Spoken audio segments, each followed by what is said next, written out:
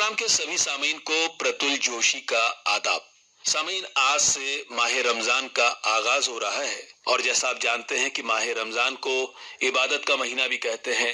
जो हमारे मुस्लिम भाई हैं वो इस महीने रोजे रखते हैं, इबादत करते हैं, तिलावत कुरान करते हैं। तो माह रमजान की क्या अहमियत है और इस महीने में किस किस तरह के दीनी काम किए जाने चाहिए, इस मौजू पर समात फरमाइए। तकरीर मुकर्रिर हैं सैयद मोहम्मद उमैर।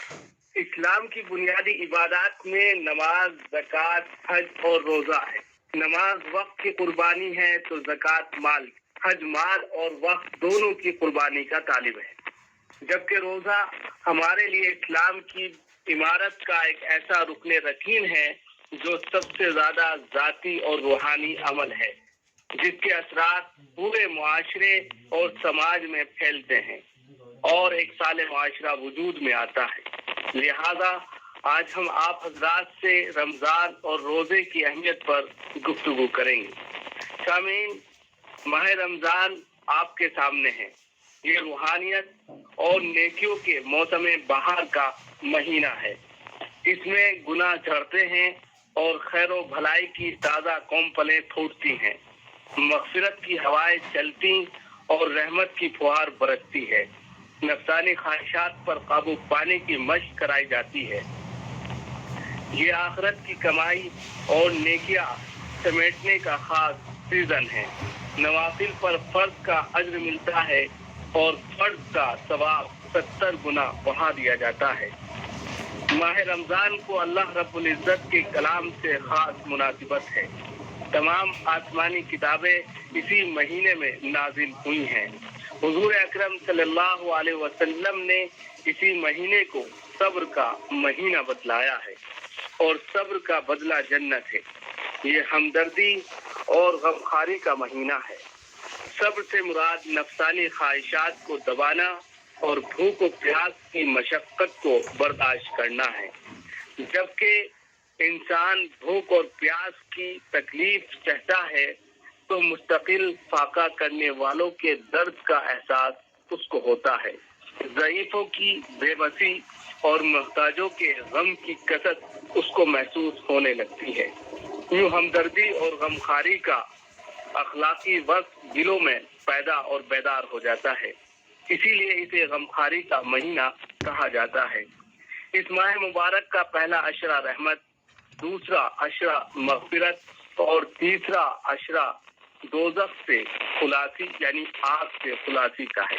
इसी माह में अनगिनत बरकतों और बेशुमार रहमतों वाली रात लैलतुल क़द्र आती है, जिसकी फजीलत व अहमियत से मुताल्लिक़ कुरान करीम में पूरी एक सूरत नाजिल हुई है, जिसे 1000 महीनों से बेहतर करार दिया गया है।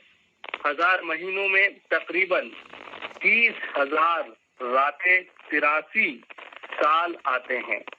बेहतर होने का मतलब यह है कि इस एक रात की इबादत 1000 महीनों की इबादत पर फाइक है। इसमें कुर्ब इलाही की जितनी मंजिलें तय हो सकती हैं वो दूसरी 1000 रातों में तय नहीं हो सकती। इस रात को रमजान मुबारक के आखिरी अशरे की ताक रातों में तलाश करना चाहिए। 21वीं, 23वीं, 25वीं, 27वीं और 29वीं में कोई एक लैलतुल क़द्र होती है। ये दरियाए रहमत के जोश और अनवार व बरक़ात के शबाब का अशरा होता है। इसी अशरे अखीर में एतकाफ की सुन्नत पर भी अमल होता है। इस माह में जन्नत के दरवाजे खोल दिए जाते हैं और जहन्नम के दरवाजे बंद कर दिए जाते हैं। बड़े शयातीन को जंजीरों में जकड़कर दरिया में फेंक दिया जाता है।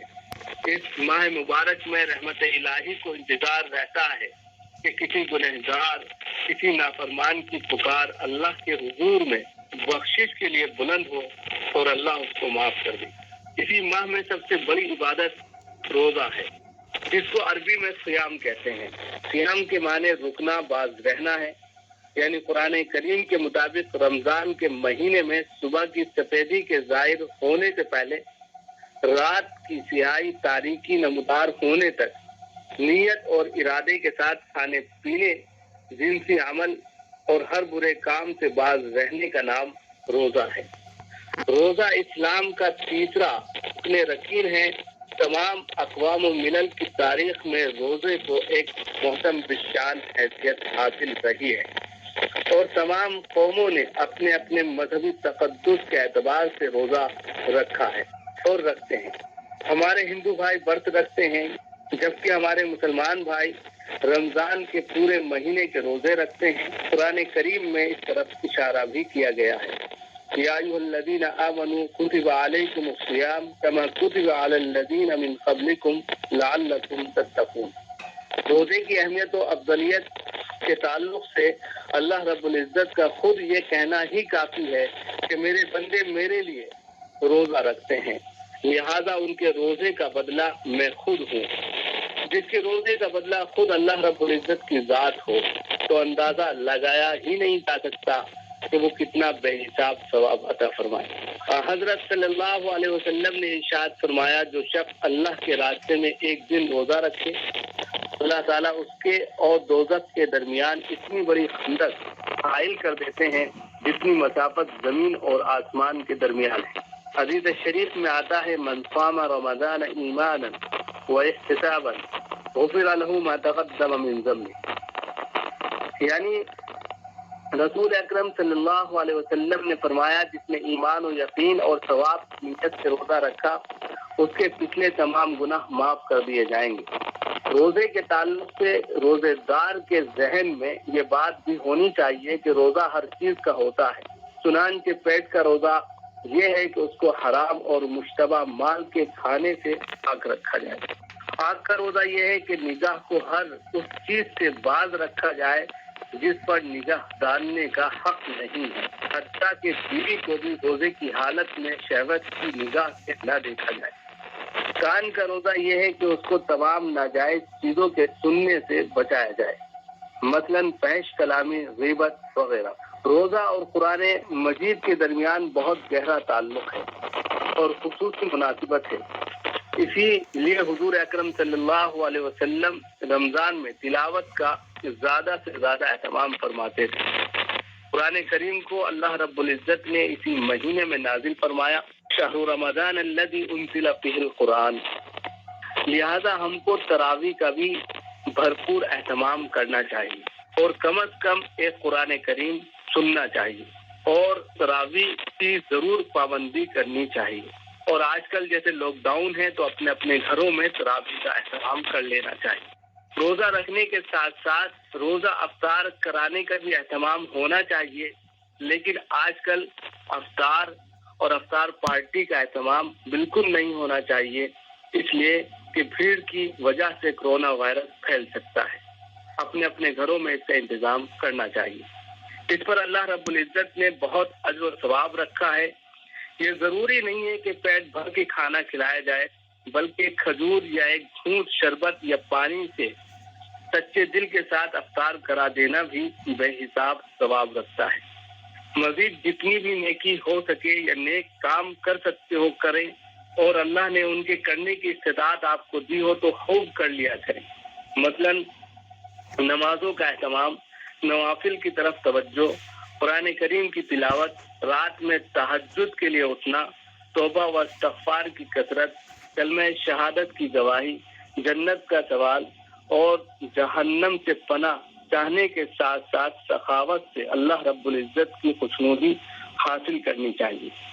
خلاصہ کلام یہ ہے کہ روزہ در حقیقت نفسانی خواہشات کا توڑ، دل کی پاکیزگی، اندر کی صفائی، خلوص کا بہترین مظہر اور اللہ کی رضا کا بہت ہی اچھوتا طریقہ ہے۔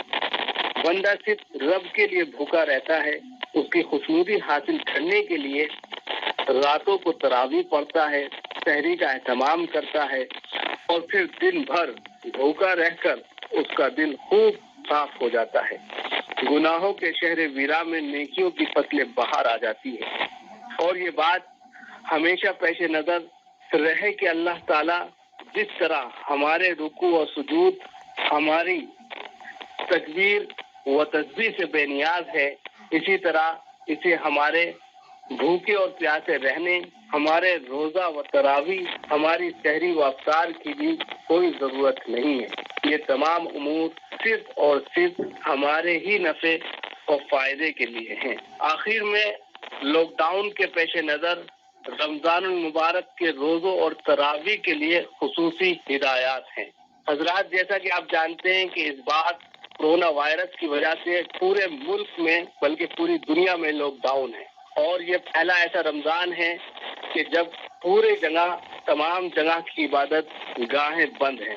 ایسے میں رمضان المبارک کا آغاز ہو رہا ہے تو ہمیں چند امور پر احتیاط برتنی چاہیے جو حکومتی سطح پر پیش کی گئی ہیں۔ نمبر 1، سب سے پہلے تو بغیر کسی شرعی عذر کے روزہ کوئی بھی شخص نہ چھوڑے، اس کو روزہ رکھنا چاہیے۔ نمبر 2، حسب معمول 5 وقتہ نماز با جماعت اپنے اپنے گھروں میں ہی ادا کر لیں، مسجد ہرگز نہ جائیں۔ نمبر 3، نماز تراویح گھر پر ہی ادا کر لیں، اور نماز تراویح پڑھنے کے لیے آس پاس کے لوگوں کو اکٹھا نہ کریں، بھیڑ جمع نہ کریں۔ خصوصاً رمضان المبارک کے دن اور رات میں باہر گھومنے پھرنے سے پرہیز کیا جائے، اس سے کورونا وائرس پھیلنے کا خطرہ ہے۔ اسی طرح خرید و فروخت کے تعلق سے حکومتی سطح پر جو احکامات جاری کیے گئے ہیں ان کی ہر شخص کو مکمل پابندی کرنی چاہیے۔ کسی قسم کی دعوت افطار پارٹی کے اہتمام سے پرہیز کرنا چاہیے، اس لیے کہ بھیڑ کے جمع ہونے سے یہ وائرس زیادہ پھیلتا ہے۔